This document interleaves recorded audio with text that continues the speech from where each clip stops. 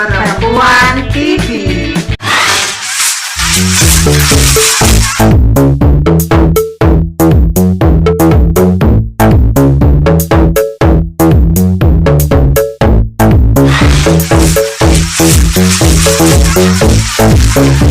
Kali ini squad merah, merah rek, Biar semangat. Iya, kita akan membahas tentang kesehatan ibu yang baru melahirkan serta kesehatan bayi yang baru dilahirkan yang unyu-unyu. Katanya ada istilah kalau seorang perempuan atau ibu yang barusan melahirkan itu menjalani masa nifas. Apa sih masa nifas itu? Jadi masa nifas itu masa pemulihan bagi ibu. Jadi rahimnya kan baru habis ada Terisi. anak, iya kan. Kemudian anaknya kan keluar, itu kan juga perawatan. Ada sisa-sisa darah seperti itu kan akan keluar. Oh, Itu jadi masa- pembersihan di dalam. Iya. Jadi itu biasanya sekitar 6 minggu atau 40 harian. Oh, kalau orang Jawa makanya dibilang 8 atau 40 hari setelah melahirkan itu perempuan harus dimanja-manja dulu. Gak boleh kerja keras supaya rahimnya bersih kembali. Terus pada tempatnya yang seperti semula sebelum hamil. Terus itu lagi apa namanya? Luka-luka Iya. lewatnya si jabang bayi itu kan apakah melahirkan normal, apakah dengan operasi kan sama-sama ada luka. Perawatan untuk ininya ya, perawatan khususnya seperti itu. Berarti harus dirawat secara khusus ya. Iya. Diperhatikan betul. Betul. Biar nggak infeksi. Nah, seperti itu. Hmm. Apalagi untuk yang sesar itu perawatannya memang khusus. Betul. Nggak boleh ngangkat-ngangkat beban yang berat, kerja berat nggak boleh dulu. Sementara harus istirahat. Istirahat. Istirahat. Istirahat. Ya betul. Jadi kan kalau memang dipaksa untuk melakukan hal-hal yang berat, itu nanti bisa berdampak ke pendarahan, Mbak. Oh, ya jangan, bahaya sekali itu. Nah, itu. Kalau sampai pasca kelahiran pendarahan nggak berhenti, ya Allah, itu jangan sampai terjadi. Harus Membahayakan betul-betul nyawa si ibu. ibu. Jadi masih masa-masa rawan masa nifas itu. Benar. Diperhatikan betul kesehatannya. Apa? Makannya juga dijaga. Pola makannya itu dijaga. Terus Terus kemudian psikisnya juga dijaga. ya, Jadi jaga kalau misalnya baru melahirkan itu masa baru ya, punya bayi itu pasti kurang Ya. istirahat. Jadi dukungan dari suami itu betul. sangat-sangat diperlukan. Tetangga juga, misalnya nyambang bayi terus ngenyek ya, menghina. Loh, bayinya kok rada benjol si kepala, nggak boleh ya, nggak boleh. Ya, harus menguatkan ibu. Jadi memang harus dijaga Dipuji, karena ya. itu akan berpengaruh pada psikis ibu. Betul. Kalau nyambang bayi, alhamdulillah, putranya sudah lahir, putrinya sudah lahir. Selamat berbahagia gitu loh ya.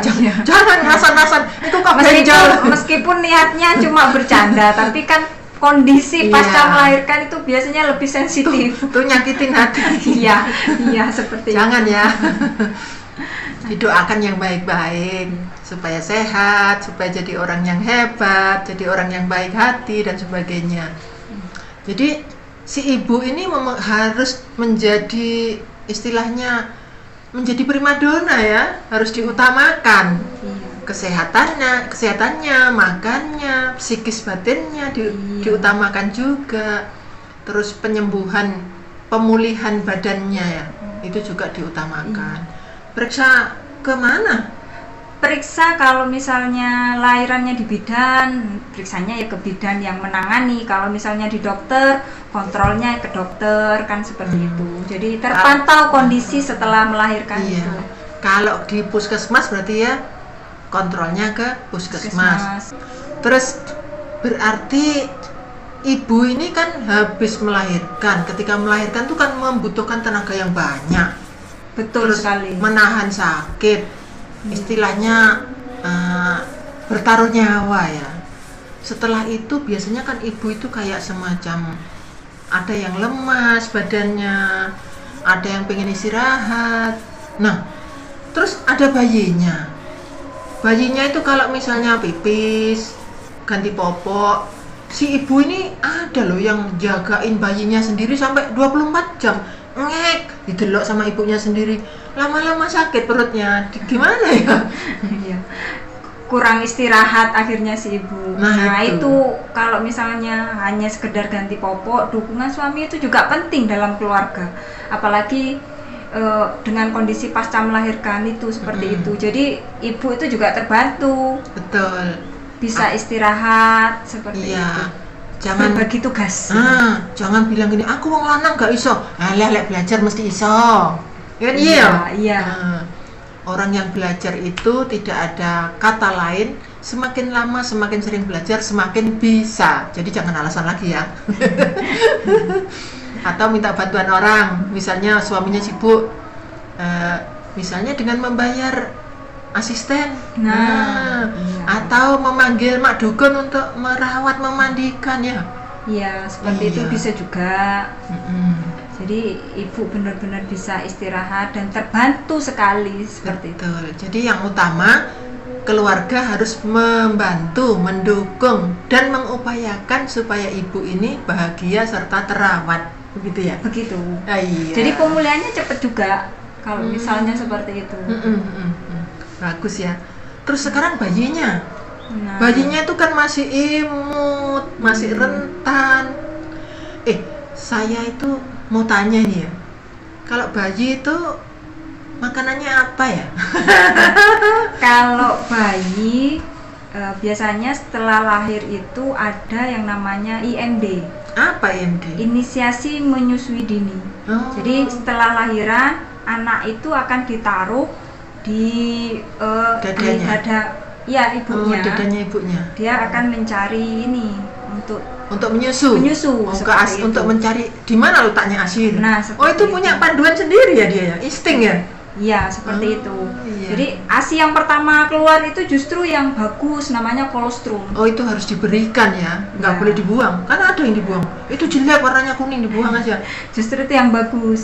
Untuk menjaga imuninya. Nah, setelah proses IMD itu, jadi pemberian ASI eksklusif itu selama 6 bulan. Tetangga saya dulu ya, waktu saya kecil, saya masih lihat tetangga saya, anaknya baru lahir, terus katanya, ini lapar ini, diulek no gedang. Pisang itu diulek-ulek itu sama nasi, dikasih makan bayi. Iya, kalau sekarang memang tidak boleh, tidak ada, sudah seperti itu tidak ada. Jadi selama 6 bulan itu ASI eksklusif. Apa artinya itu? Itu karena memang belum saatnya perut si bayi ini kemasukan makanan. Jadi hanya bisa menerima ASI dari orang tuanya. Berarti ASI eksklusif salah dulu saya.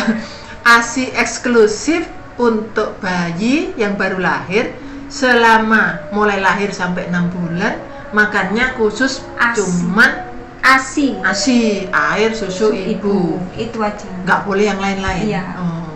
Jadi kan ada yang ditulang, ada yang dikasih makan, disuapin. Pisang yang dilumatkan tuh nggak boleh ya, belum cocok. Iya, takutnya nanti bermasalah di ususnya. Justru. Betul. Berarti bayinya diberi makan. Bayinya khusus hanya minum ASI. Ya. Permasalahannya kalau ASINya nggak keluar gimana? Kalau ASINya nggak keluar, ya sekarang kan ada susu formula. Iya. Bisa pakai susu formula. Sementara Tapi pengalaman awal-awal itu ASI memang nggak langsung keluar.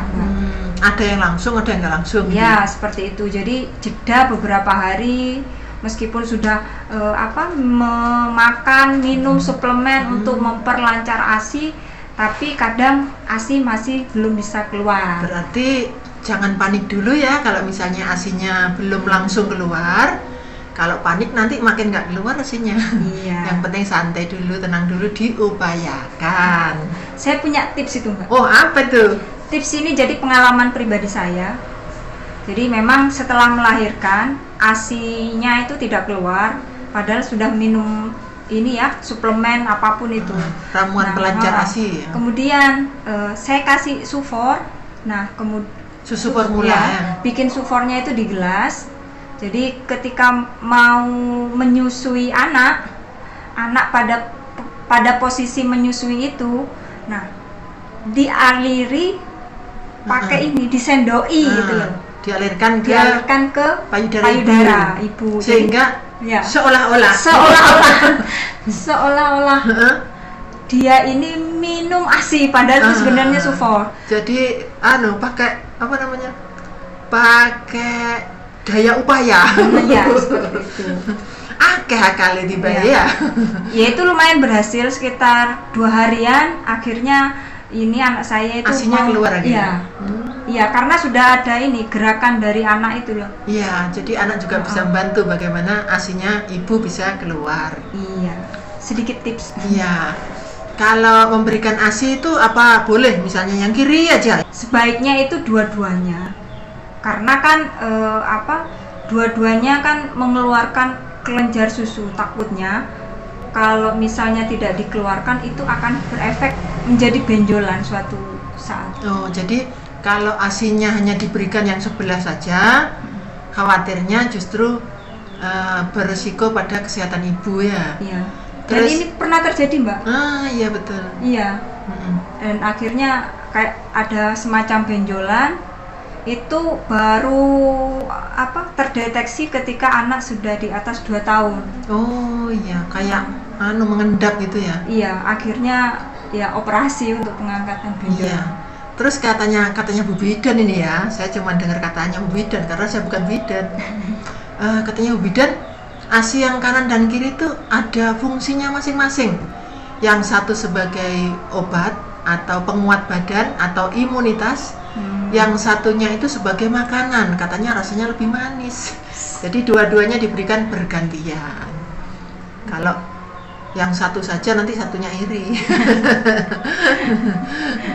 Jadi ibunya diperhatikan, bayinya juga diperhatikan, sekeluarga saling mendukung, saling berjaga, patroli 24 jam bersama-sama. Untuk awal-awal setelah melahirkan sebaiknya ibu dibebas tugaskan dulu dari semua tugas kecuali memberi ASI kepada bayinya. Jangan misalnya ganti popok sehingga ibu tidak pernah tidur nyenyak sehari semalam dan itu berlarut-larut menjadikan kesehatan ibu menurun, itu juga bahaya. Harapannya ibunya sehat, bayinya sehat. Jadi semuanya sehat, sekeluarga bahagia. Sampai jumpa lagi di kesempatan yang lain dengan YouTube channel Perempuan TV.